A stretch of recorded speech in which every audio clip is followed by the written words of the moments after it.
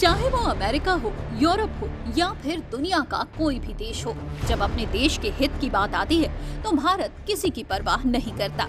रूस से तेल खरीद को लेकर सोमवार को ट्रंप ने फिर भारत पर टैरिफ बढ़ाने की धमकी दी थी, लेकिन ट्रंप की इस धमकी को बेबुनियाद बताते हुए विदेश मंत्रालय ने साफ कर दिया है कि जो खुद रूस से व्यापार कर रहे हो वो हमें नैतिकता का पाठ न पढ़ाएं। ये वही ट्रंप हैं जो खुद रूस से फर्टिलाइजर, टाइटेनियम और एनर्जी से जुड़ी चीजें खरीदते हैं और भारत को उपदेश देते रहते हैं।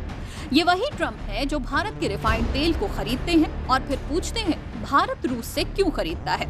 लेकिन अब इस व्यापारिक चाल में भारत ने भी साफ कर दिया है कि हमें कोई ये ना बताए कि हमें क्या खरीदना है और कहां से खरीदना है। अमेरिकी राष्ट्रपति ट्रंप ने सोमवार को भारत पर और ज्यादा टैरिफ लगाने की धमकी दी थी, जिसके बाद भारत ने पहली बार अमेरिका का नाम लेकर खुलकर जवाब दिया है। जवाब में भारत ने रूस से अमेरिका और यूरोपीय यूनियन को होने वाले निर्यात का आंकड़ा जारी करके जवाब दिया है। विदेश मंत्रालय के प्रवक्ता रणधीर जायसवाल ने कहा कि भारत को निशाना बनाना गलत है। भारत के साथ दोहरी रणनीति नहीं चलेगी।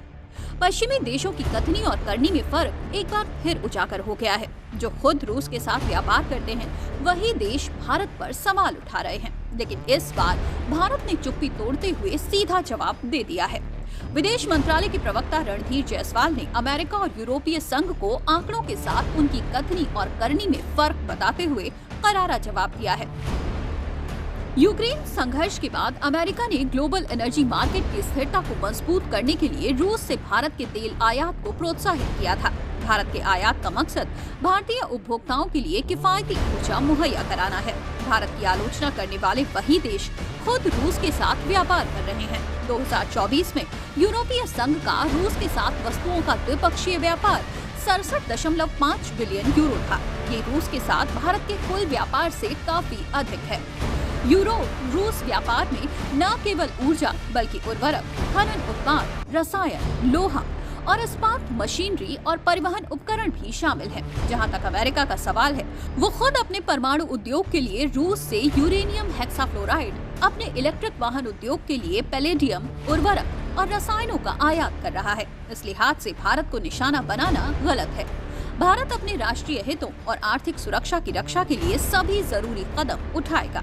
इसके अलावा विदेश मंत्री जयशंकर ने भी एक कार्यक्रम में कहा कि दुनिया की व्यवस्था में अब किसी एक का दबदबा नहीं चलेगा। ट्रंप की जबान पर भारत और रूस है, लेकिन चीन का नाम गायब है। टैरिफ वॉर का झंडा उठाने वाले ट्रंप अपने ही बयानों में अब फंसते नजर आ रहे हैं। ट्रंप भारत पर खूब बरस रहे हैं, अपनी दोहरी चाल का प्रदर्शन कर रहे हैं, तेल खरीदने के मुद्दे को उछाल रहे हैं, भारत को नैतिकता का पाठ भी पढ़ा रहे हैं।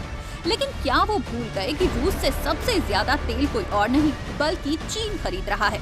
आंकड़े चीख चीख कर कह रहे हैं कि रूस का सबसे बड़ा तेल खरीदार चीन है, भारत नहीं। फिर चीन पर ट्रंप चुप्पी क्यों साधे हैं? ट्रंप का ये टैरिफ हमला अब खुद उनकी नीयत पर सवाल बनता जा रहा है। दिसंबर 2022 से जून 2025 तक रूस के कुल क्रूड निर्यात का 47% हिस्सा चीन को गया। वहीं भारत ने 38%, यूरोपीय यूनियन और तुर्की ने 6% क्रूड ऑयल रूस से आयात किया। टैरिफ की धमकी देने वाले अमेरिका ने रूस से 2024 में $3 अरब का सामान आयात किया था, जबकि इस साल के शुरुआती 5 महीनों में ही अमेरिका रूस से $2.09 अरब का आयात कर चुका है।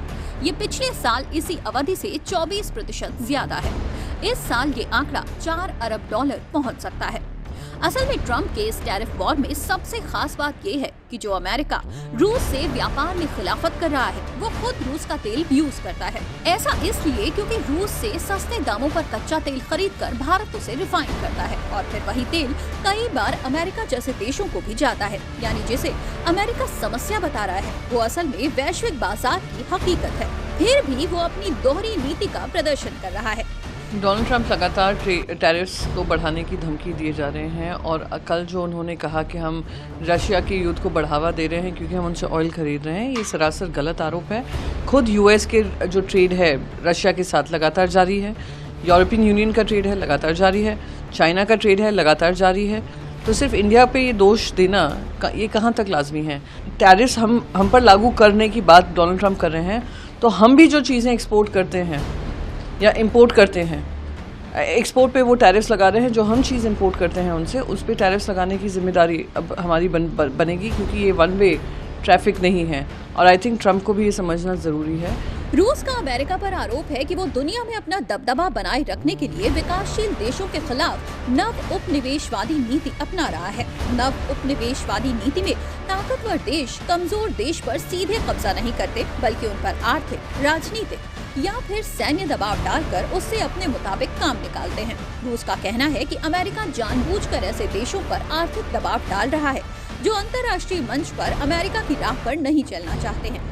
लेकिन ट्रंप की रणनीति किस बात की ओर इशारा कर रही है, ये आपको आगे बताते हैं। लेकिन पहले आप भारत के साथ अन्य देशों के व्यापारिक साझेदारी को भी समझिए। साल 2023-24 में भारत के साथ व्यापार करने वाले अगर 5 देशों की बात करें तो सबसे ऊपर नाम है चीन का, जिसके साथ कुल लगभग 118 अरब डॉलर का ट्रेड होता है, जिसमें भारत का एक्सपोर्ट 16 अरब डॉलर, इंपोर्ट 101 अरब डॉलर और घाटा 85 अरब डॉलर का रहा। वहीं अमेरिका के साथ 118 अरब डॉलर, एक्सपोर्ट 77 अरब डॉलर और भारत के लिए फायदा 36 अरब डॉलर का रहा। यूएई के साथ कुल 83 अरब डॉलर का ट्रेड, जिसमें 35 अरब डॉलर एक्सपोर्ट, 48 अरब डॉलर इंपोर्ट और 12 अरब डॉलर घाटा रहा है। और रूस के साथ कुल 65 अरब डॉलर का ट्रेड है, जहां 4 अरब डॉलर एक्सपोर्ट, 61 अरब डॉलर इंपोर्ट और 57 अरब डॉलर का व्यापार घाटा रहा है। रूस से तेल खरीद को लेकर भारत पर जो दबाव बनाया जा रहा है, वो सिर्फ ऊर्जा का मामला नहीं, बल्कि भू राजनीतिक शक्ति संतुलन का भी हिस्सा है। भारत अब हर क्षेत्र में अपनी निर्णायक भूमिका में है और ये बात अमेरिका जैसे देशों को रास नहीं आ रही है। लेकिन भारत ने एक बार फिर दुनिया को ये बता दिया है कि जब सवाल देश हित का हो तो वो किसी की परवाह नहीं करता। तेल हो या टेक्नोलॉजी, ट्रेड हो या टकराव, भारत अब हर मुद्दे पर अपनी नीति खुद तय करता है।